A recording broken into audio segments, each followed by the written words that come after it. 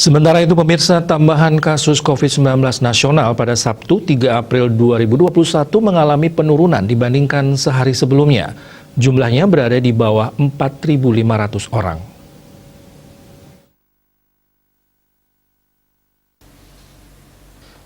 Pasien sembuh baru jumlahnya lebih banyak dari kasus baru, sementara itu tambahan korban jiwa di bawah 100 orang. Menurut data dari Satgas Penanganan COVID-19 Nasional, terjadi penambahan 4.345 orang, kumulatifnya menjadi 1.527.524 orang.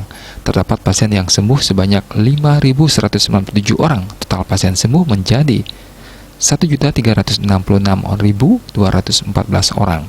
Sementara itu, untuk pasien terkonfirmasi positif COVID-19 yang meninggal, jumlahnya mencapai 91 orang, sehingga kumulatifnya menjadi 41.242 orang. Jumlah pasien COVID-19 yang dirawat mencapai 120.068 orang. Selain itu, masih terdapat 62.489 suspek sebaran COVID-19 telah menjangkiti 34 provinsi di tanah air yang mencakup 510 kabupaten dan kota. Diah Dewi, Bali Pos melaporkan.